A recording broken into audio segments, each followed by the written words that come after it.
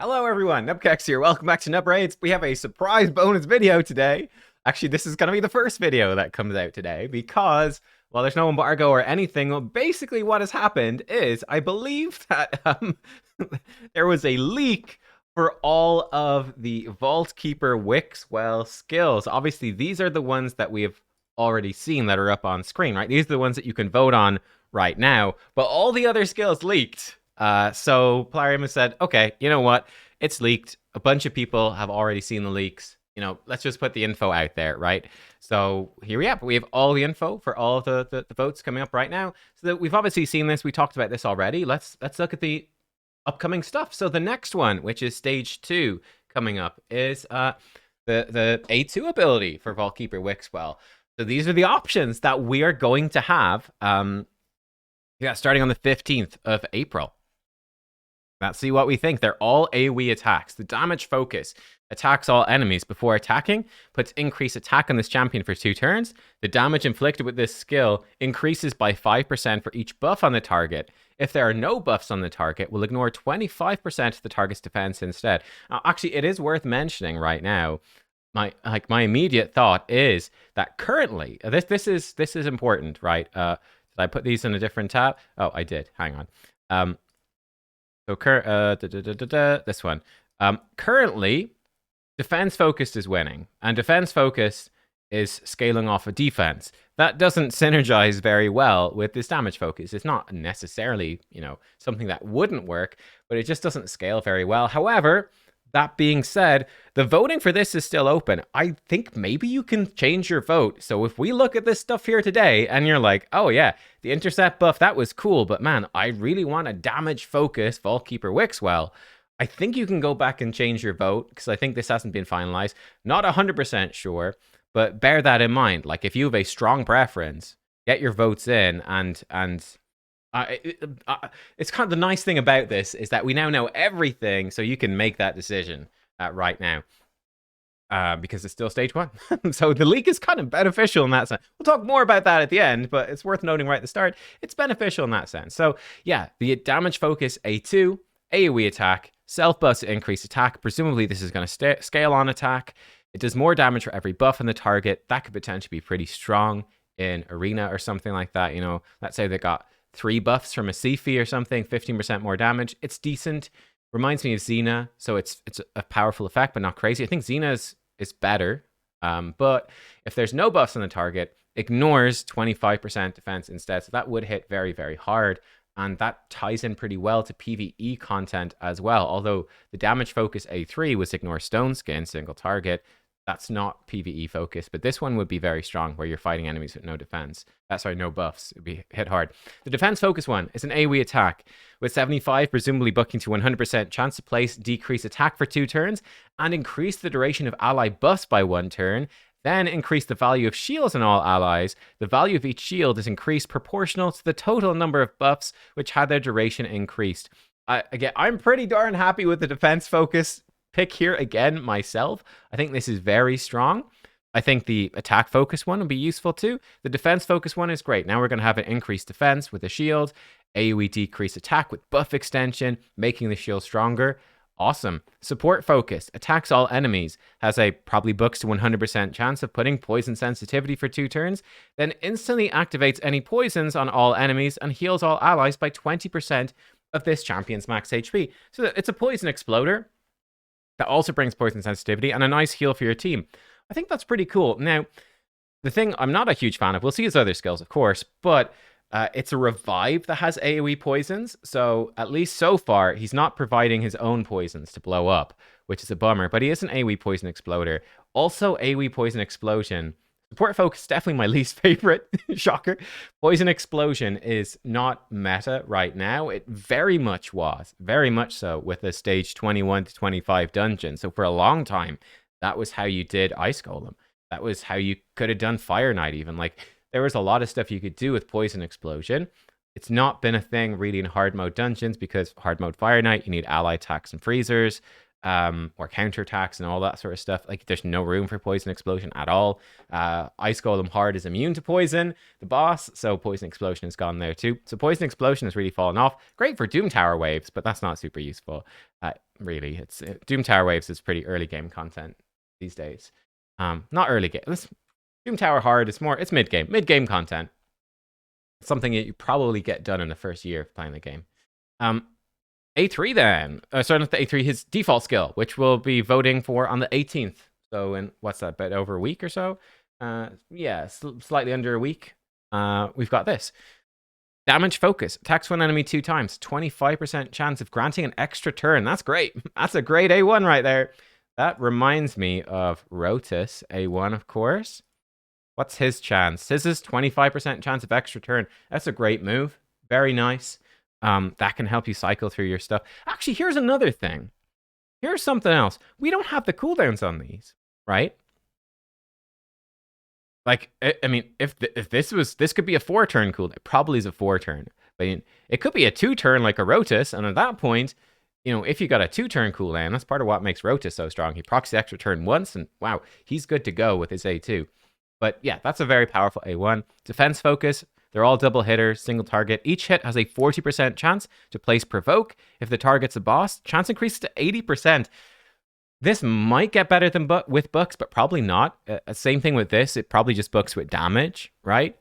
That's pretty powerful, though. Really, for Hydra, obviously, it's a single target A1. This is something you'd have to manual, but that could be very strong for people. Like, I'm seeing defense focus as being a great champion for people for Hydra. Intercept to protect someone from the fears or the provokes or whatever. Increase defense and shield. You got AoE decrease attack. Boost the shield, increase ally buffs. You've got a single target provoke to lock down decay. He's a great Hydra champion for people. And yeah, he's just solid. The support focus. Each hit has a 50% chance of placing I think this is a typo. A 15% poison debuff. Wow, that is 3 times more powerful than a regular poison. That is insane. That's so strong. That's probably a typo. Let's assume it's a 5% poison. But you get 2 50-50 chances of a poison. I mean, it's a good A1 for a poisoner, but poisoners are just not crazily relevant, I don't think. I would much rather the extra turn to cycle through my utility or my damage. I'd much rather the provoke mostly for Hydra, to be honest. So, yeah. And then finally, you have the passive. So the passive skills here, which will be on the 22nd of April. The damage focus passive prevents this champion's death, keeps them alive on 1 HP when hit with a fatal hit, then counterattacks. If the counterattack kills the attacker, fully heals this champion. If their counterattack doesn't kill the attacker, kills this champion instead. That is funny. It's kind of cool, actually. So he could potentially fully heal. He's probably going to be fairly squishy if he's a damage dealer. But that's fun, right? That's fun. Obviously, it not so strong in PvE content where, a boss, you're unlikely to kill the boss with a counterattack. But that's a pretty nifty arena move. That could be quite decent, actually. It's fun. Defense focus at the start of each round puts a counterattack buff on this champion for 1 turn that cannot be removed at the end of their turn, but counterattack on them for 1 turn. That's really fun. So that one can be removed.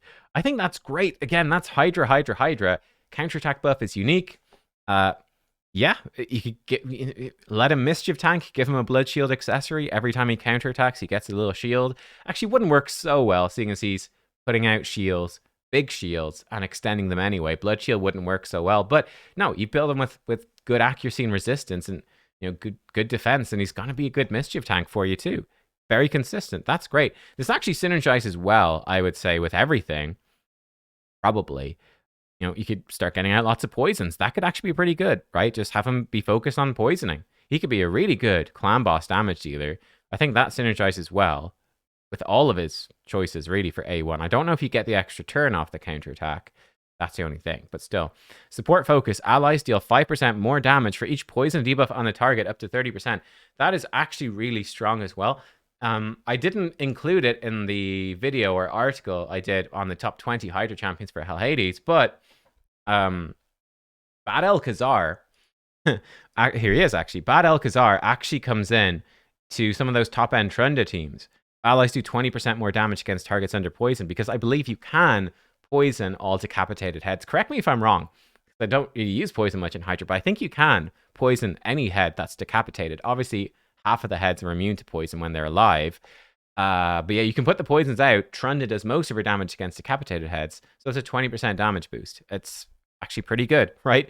So that was a fun thing there. So I think this passive is actually really strong. Up to 30% more damage against a target. That's great. That's really powerful.